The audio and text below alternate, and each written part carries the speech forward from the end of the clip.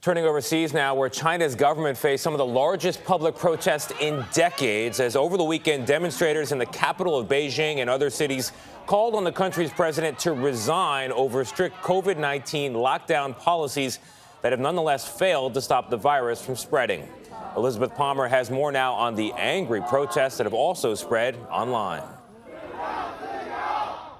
A man shouts what, until now, few would even have dared say aloud. Xi Jinping! Down with Xi Jinping! Xi Jinping! Down with the Communist Party. There were public protests across the country over the weekend in at least 10 cities, including Shanghai.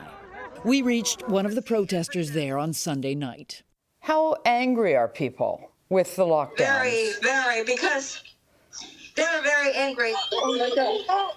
Oh my God. We agreed to hide her identity, as this interview could get her arrested.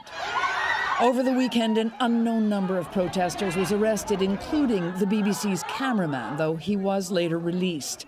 The protests are by far the biggest challenge yet to Xi Jinping's zero COVID policy, which has battered the economy and locked down hundreds of millions of people.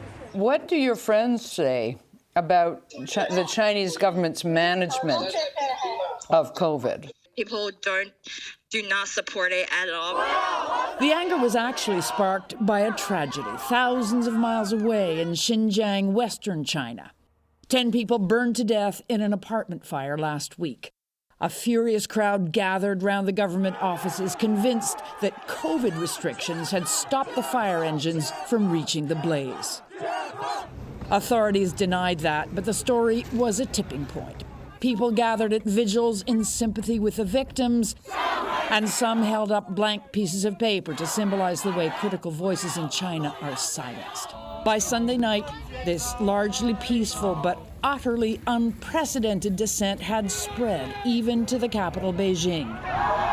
Now everyone is wondering how the government will react. But Xi Jinping's commitment to mass testing, lockdowns, and vast warehouses for isolating COVID contacts is core policy. And the sight of citizens chanting, "Lift lockdowns," isn't likely to change his mind. For CBS Mornings, Elizabeth Palmer, Tokyo.